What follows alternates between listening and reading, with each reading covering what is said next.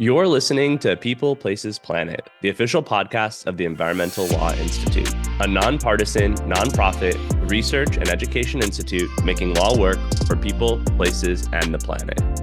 If you enjoy the podcast and want to support our work, consider donating at eli.org/donate.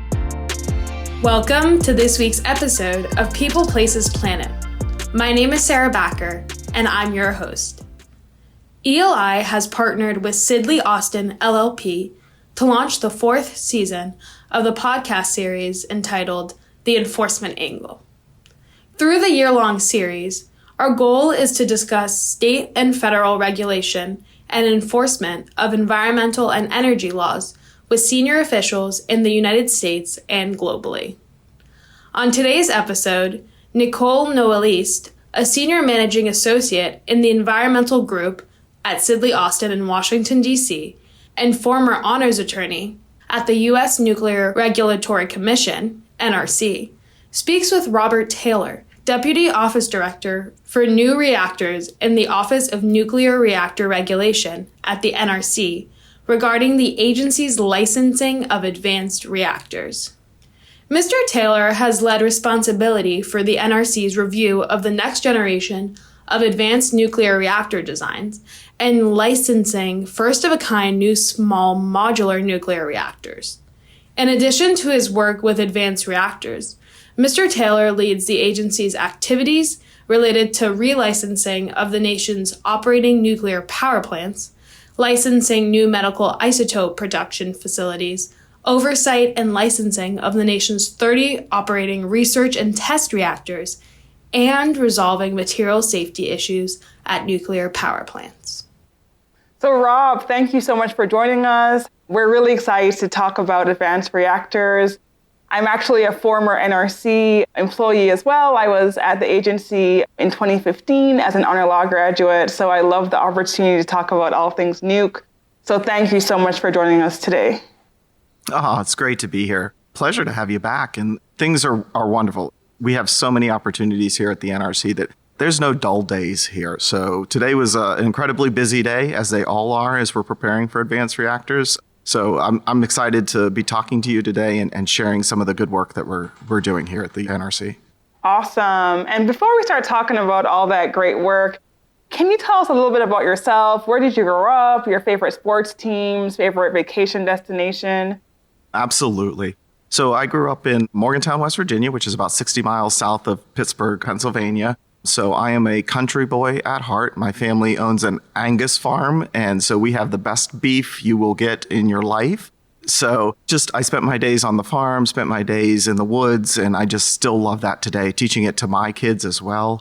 So growing up so close to Pittsburgh, I'm a huge Pittsburgh fan with regards to the Steelers and the Penguins. In fact, tonight, the Penguins are in town here in Washington, D.C. playing the Capitals, and I am going to the game with one of my Pittsburgh buddies. So we're going to go antagonize a whole bunch of Capitals fans. I'm sorry, Capitals fans, but I'm looking forward to it. And so love to vacation with my family. We just got back over spring break from Vermont. We went to Stowe, Vermont, and skied at that resort, and it was beautiful. They gotten 39 inches of snow in the last month. And so my kids had a blast. My youngest is a snowboarder who's really enjoying it. And he just wore me out for a week. So it was a blast. It was so much fun. My wife loves the beach, so I owe her a beach trip here coming up.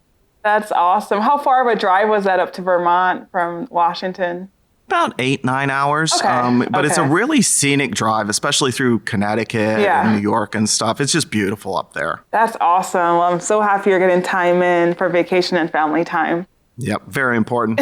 Very important. So many of our viewers, are well acquainted with the function and mission of the EPA and FERC. Can you talk a bit about the NRC? What's the regulatory mission, the structure of the organization, and the regional offices? Can you talk a bit about that, Rob? Absolutely. So the NRC's mission is to license the safe use of nuclear technology for civilian and commercial purposes in the United States. So we're responsible for all of its uses in the commercial area. And so think everything but nuclear weapons and those kinds of things is our responsibility. The NRC was preceded by what's called the Atomic Energy Commission, which was founded in the 1950s under Eisenhower for the Atoms for Peace program. But there was a recognition in the 70s that AEC had responsibility for both promotion and regulation of reactors, and that's not a good thing. That's a conflict of interest. So in the 70s, in 1974, Congress split us into two agencies. The NRC was one, the Nuclear Regulatory Commission, and the other was the predecessor of what is today the Department of Energy. So we still work closely with the Department of Energy on a lot of things. They promote the use of nuclear power. We oversee and regulate the safety of it and make sure that it doesn't have adverse effects on public health. So if you're getting your power from a nuclear power plant, if you're getting radiation treatment for cancer or something like that, we regulate all of those materials. In fact, there's a lot of nuclear material out there that supports our everyday lives that people have no idea is there. And they have no idea because it's used so safely, because we're focused on it all the time.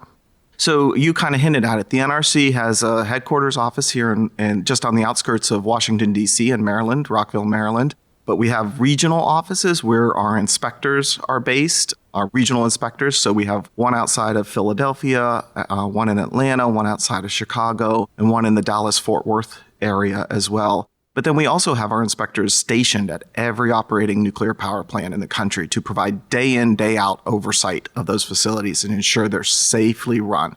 Within the NRC, there are many offices with different responsibilities, and I'm in the Office of the Nuclear Reactor Regulation, so we're responsible for the actual reactors themselves. There's an office responsible for all the material uses of nuclear in the agency, and then another big office is one that's responsible for our big research program to make sure we stay ahead of the technology and we know what's important and what can be done safely. Yeah, awesome. Thank you for that great summary. In private practice, I get lots of questions about what the NRC does, and many people think that the NRC only licenses reactors, but there's also a huge materials program. Can you talk a bit more about the types of radioactive materials that the NRC regulates and licenses? Yeah, so we classify our materials into various categories, so based on their potential risk to public health and safety. And then we have a program to make sure that the more risky materials get more oversight and more NRC attention as we license them. So you'll find a lot of nuclear materials in hospitals used in a variety of diagnostic and therapeutic capabilities. They're really instrumental in so much that we do relative to treating people for cancer and other medical conditions. But you also find nuclear materials in things as simple as exit signs. There's tritium in exit signs. There's tritium in your watches that glow. Those are really low levels and very, very safe and generally licensed by the NRC. But we don't need to have day-to-day oversight because they don't pose any risk to public health and safety. So there are nuclear materials throughout the country, and they provide a lot of value. There's well logging so that you can drill wells efficiently and safely. We use them in that function and stuff. So there's a lot, and we give oversight, and we have to maintain inventory of so many of those, and they have to be reported to the NRC on a regular basis. So we give it a lot of oversight to make sure that they can be used safely, but they add so much value to society that it's worth having well-overseen, well-used materials programs throughout the country. Yeah, that's a great summary of the radioactive materials that we use every day. We might not even know they contain radioactive materials. Yep. So let's talk a bit about reactors, the power reactors. How many reactors are currently operating in the U.S. today, both on the commercial and the research side of things? So, great question. Today, there are 94 operating reactors throughout the United States. The most recent coming online are the Vogtle units in Georgia, which are two of an advanced reactor kind of design that have enhanced safety features and capabilities and things like that. I actually got to work on that project for a period of time, and it's so exciting. It's so exciting to watch those facilities be built and to watch them come online safely and operate safely to provide electricity to that region. The other 92 are spread out throughout the country, providing electricity in various regions. I also am responsible for the licensing program as they age and to make sure that they remain safe over time. So we do relicensing of those facilities periodically. So they're originally licensed for 40 years, but we can extend the licensing periods in intervals of 20 years for them, but they get a rigorous safety review before we do that. And these plants are incredibly safely run. With those inspectors at every facility, we're on top of their day-to-day activities and looking at what they're doing to have confidence that they're running the facilities in a very safe manner. And the industry does a really good job of that. On the research reactor side of the house, I actually have responsibility for research reactors as well. Today, there are 30 operating within the country, and they range from about 20 megawatts, which is a big one, which is the National Institute of Standards and Technology just outside of Rockville, Maryland here, where I am in Gaithersburg. And it does tons of research that's really valuable for society and demonstrating the capabilities and enhancing our understanding of subatomic particles and the capabilities of materials and things like that. But they also go as small as like 5 watts. So think about an LED light bulb. Some of these are as small as that. And that's really, they pose minimal to no risk to public health and safety. It's almost virtually impossible to have any type of accident at those types of facilities. So these research reactors, even at the 20 megawatt size, are 70 to 100 times smaller than some of the big, large light water reactors that provide electricity throughout the country. But they provide a tremendous service in research and testing and analysis capabilities throughout the country. Yeah, that's a really helpful overview of reactors and also materials, so thank you very much.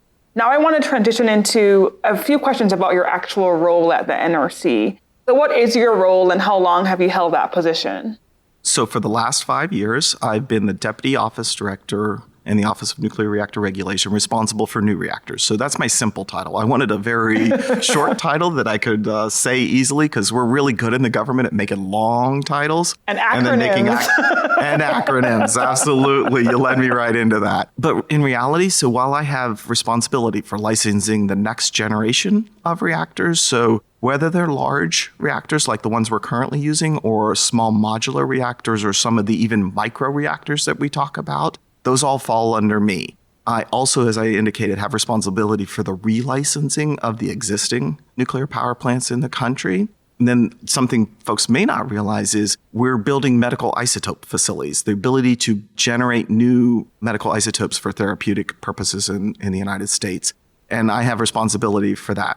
And then lastly, because I didn't have enough to do, I get the responsibility for the materials program. So, how will carbon steel behave in a nuclear reactor for all the operating reactors in the country? So I have a large portfolio, but I have an incredible staff. I have just one of the most amazing, most dedicated staff that you will find. And every day they show up focused on safety and focused on making sure that these materials and these reactors can be used for the public good.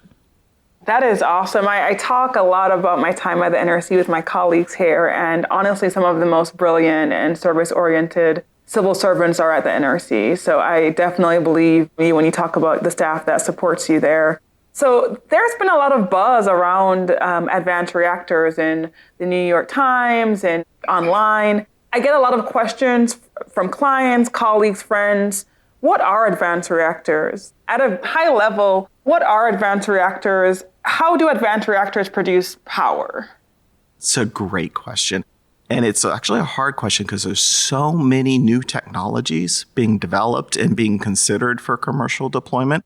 But I'll talk about it at a pretty high level. So they really fall into two realms. So if you think about an advanced reactor, it's a reactor that has enhanced safety features, more reliance on passive mechanisms instead of active. Like, I don't need as many pumps. I don't need as many operator interventions to demonstrate safety. So that's what we're really talking about when we talk about advanced reactors, is upping the level of safety for the public. So they fall into two general areas. Those that are water cooled, we call them light water reactors. That's what all the operating reactors are cooled by. But the next generation that's being considered have additional capabilities for using that coolant to stay cool. They might do it through natural circulation instead of pumps to move the water. And that inherently is relying on science and physics instead of man-made capabilities to keep the facility safe.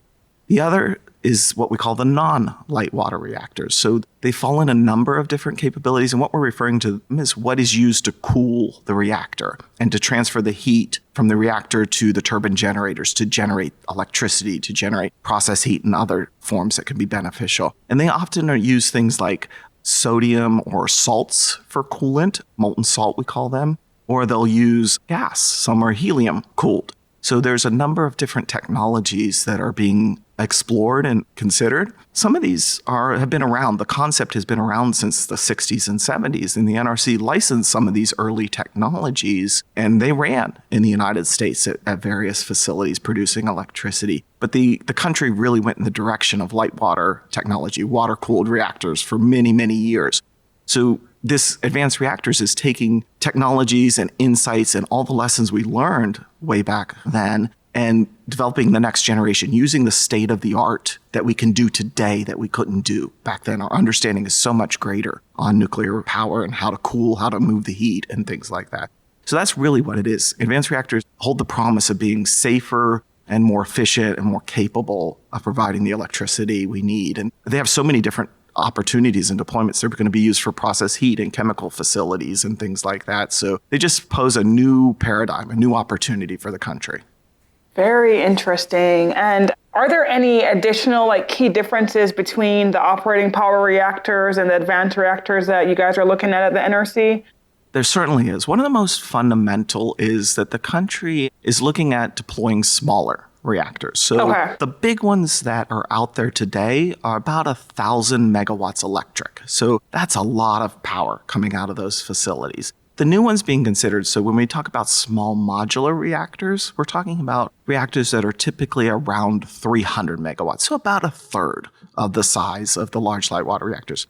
And the concept there is they're easier to construct and faster to deploy. It takes a long time to build the large light water reactors, and they cost a lot to build. So these smaller reactors should be easier to deploy, can be put in more places than the large reactors could originally.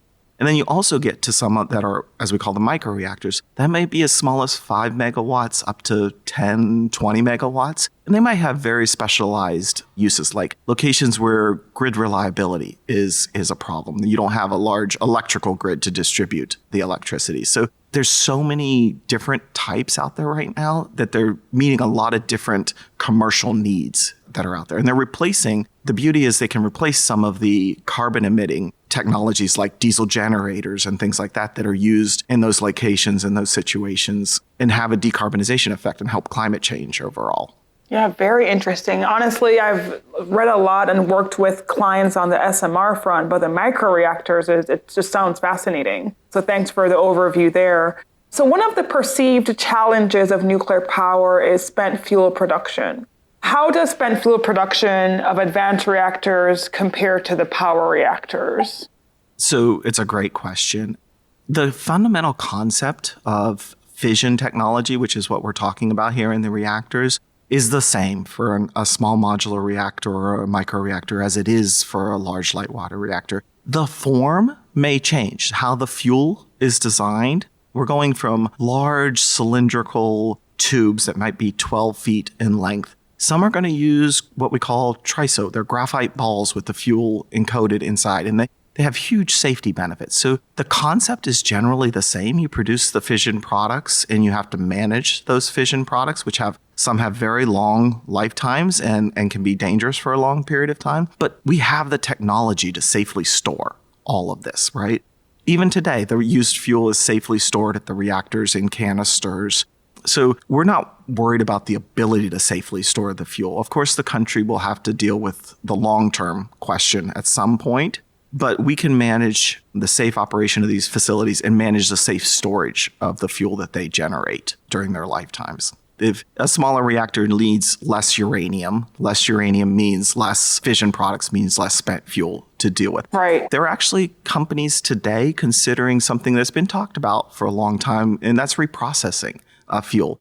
Taking used fuel, because just like anything, you can't use it all. You'll never get all the uranium to fission in them, and reprocessing it and recovering it and then reusing it. And then that can significantly reduce the amount of spent fuel that the country has to manage and handle. So there's a lot of opportunity out there and companies thinking about how to do those kinds of things safely and how to recycle some of that.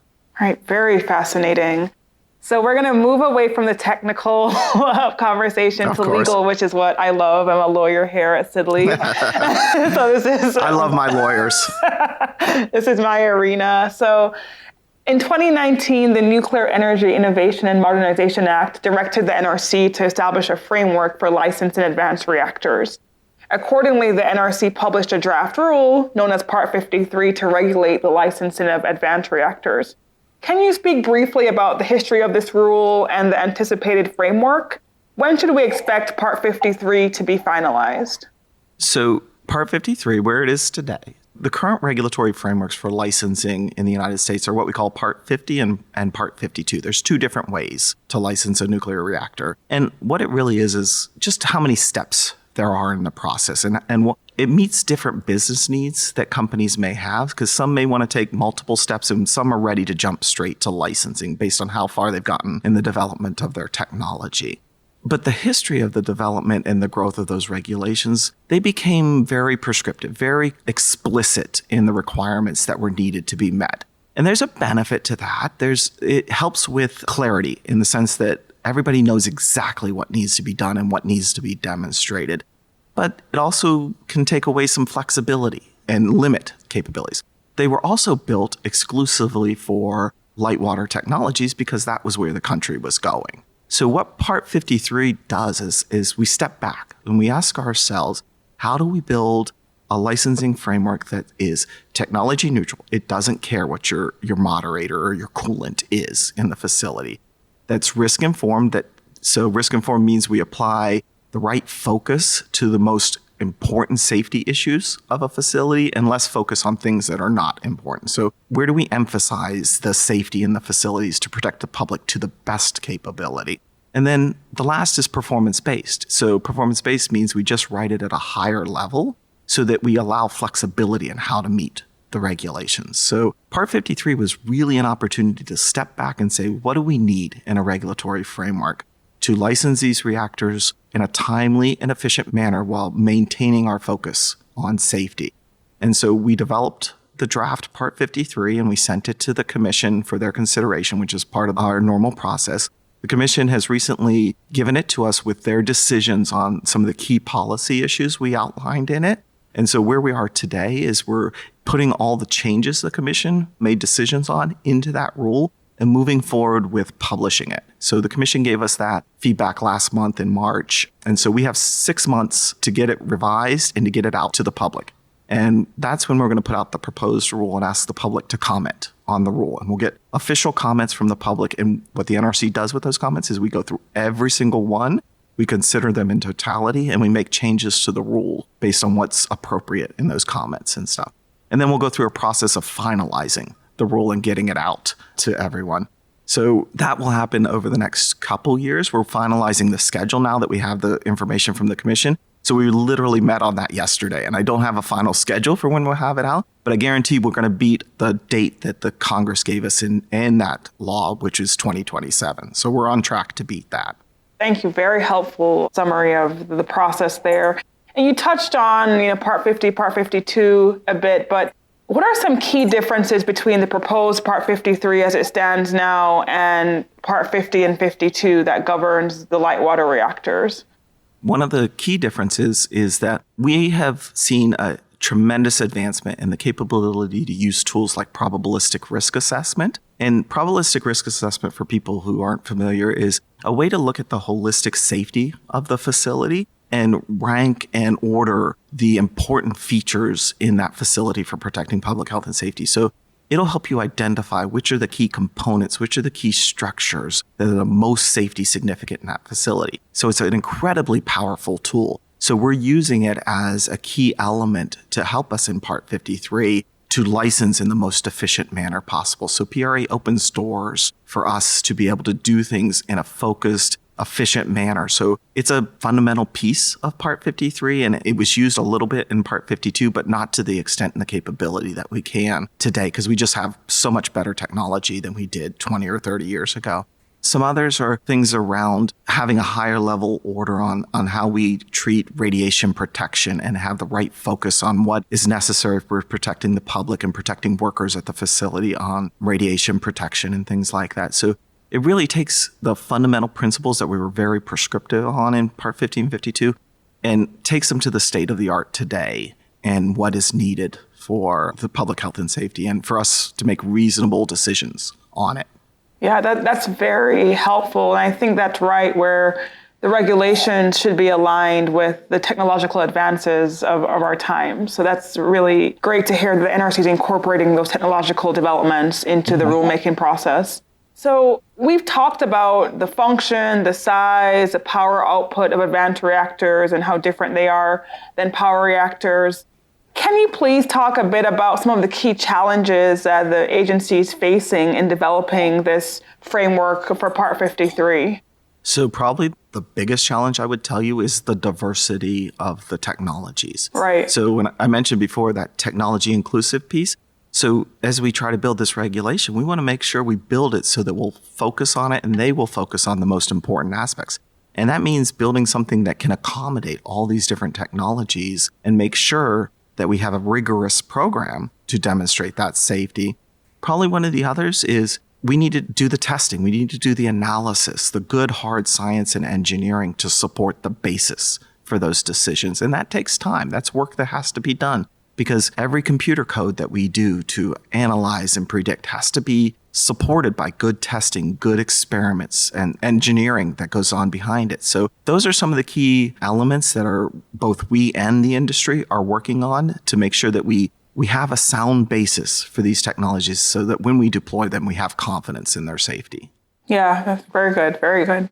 So just switching gears a bit on the process of the regulatory development to some of the design certification applications that you currently have in hand. So our audience is particularly interested in the current status of some of those advanced reactor designs that have been submitted to the NRC by several companies. How many designs have been submitted in your estimation? Probably you could say 3 or 4, depending on how you do the count. So you may be aware we certified the design for the NuScale facility, which is a light water technology. Yep. They did a lot of great work in the design and developing that. They've come back to us recently with a new version that has the power level increased by about a third in the facility. So we're in the middle of the review of that and looking at the changes that were included in that design. So we're doing that review right now. Kairos, which is an advanced reactor using a non-light water technology, we gave a construction permit to their first design. It's a test reactor, so they're building what we call a test reactor, something where you're building it to collect data, analysis, and experimental information that'll support ultimately a full-scale design. So we've given a construction permit it's called Hermes, and so we gave a construction permit to Hermes 1, and that went so well. We did that in 18 months, and we did it on schedule and on a budget that we developed, that they immediately came back and gave us what they're calling Hermes 2, and it's the next iteration. And so we're doing that review right now. And all of that is building to what they will have as a commercial version ultimately. So doing great work with Kairos.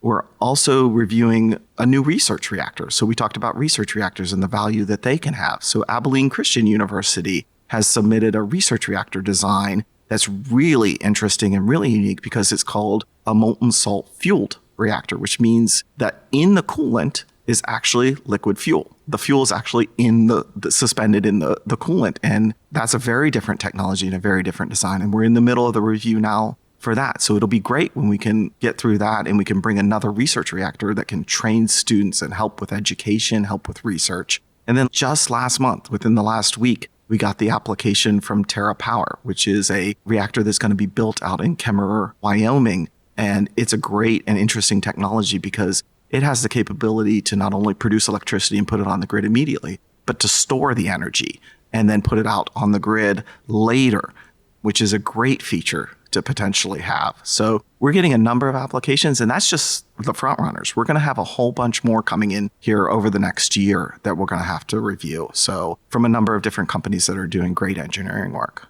Yeah, thank you for that great overview of those 4 applications. And just for the audience out there, what does a typical licensing process look like for these designs? Depending on what pathway they choose, whether they want to do Part 50 or Part 52, it'll look a little different for each technology. So most of the companies that choose Part 52, the design is complete. Okay. They're ready. They have all the information. So NuScale chose to use a Part 52 process and come in with a complete design for us to review.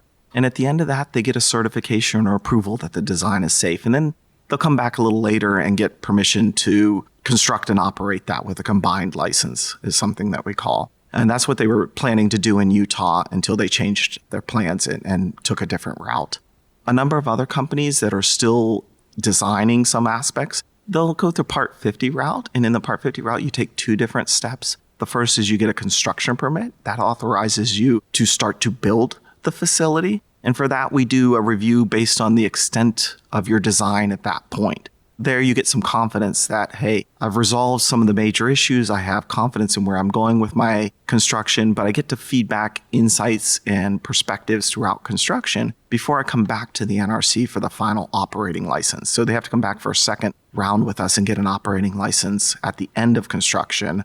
And that allows them to start up the reactor and run it. So depending on which way they want to go, they pick one of those two routes. But once they come in with us, both of the routes have kind of the same goals and responsibilities. We'll do a complete safety review of whatever's submitted to us. We'll make sure it meets all the commission's regulations, that it protects public health and safety, that we have confidence they can run it in a safe and secure manner. And we'll look at some other things in there. We'll look at security of the design. We'll make sure that the facility is protected from security events in the country. And then we'll do a detailed environmental review as well. We're required under the National Environmental Protection Act to look at the environmental impacts of these facilities and ensure that they don't have adverse effects on the environment. And that environmental review will inform the safety decision that we make at the end of the day. So whichever process you follow, you have to do those same elemental pieces. It's just done in a different order and different format. Then we talked a bit at the beginning of the episode about the regions that the NRC has. When a licensee or an applicant submits a Part 50 or Part 52 application, is the region doing these reviews for safety and environmental, or is it headquarters here in Rockville? Great question. Headquarters in Rockville runs the licensing part of the NRC's program. So we have the technical expertise here with all the engineers and all the scientists. So we have nuclear engineers, electrical engineers, chemical engineers, mechanical. Then we have biologists and archaeologists and other skill sets here in the agency to be able to do all the pieces that we need to do. Our regions are phenomenal at the job they do, and their real primary responsibility is to provide the oversight, to do the inspections at the operating facilities. So once we get the reactors licensed and we enter construction, that's where our regions come in and really help us. Really, it's driven out of our Region 2 office. We consolidated construction activities in Atlanta, which is our Region 2 office, and they provide construction oversight as things progress. We're in the process of building a new construction oversight program for advanced reactors because their construction is going to look very different from a large reactor. In those large reactors, everything's brought to the site and constructed on site. Many of these reactors, right, we call them small modular reactors or advanced reactors, are modular. They're going to be built in factories and then transported to sites. So we have to build a new type of oversight program that puts the right emphasis on the safety aspects of those designs while they're going through the manufacturing process so that when they get to the site, they can be installed and started up. So we have to adapt ourselves a little bit to be ready for that business model, but we're making that progress. We're doing that right now. Yeah, very helpful. And you talked a bit about the 4 applications and where they are in the licensing process or review process. Is there anything else you want to share about the agency's great progress in reviewing and licensing these designs and technologies?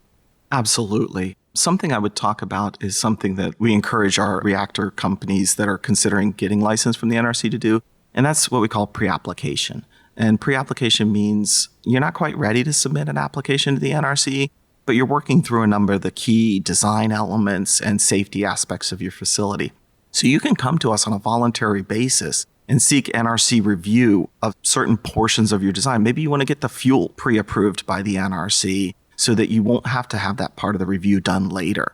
So companies like to use that because they get certainty. They get confidence that the NRC finds something acceptable.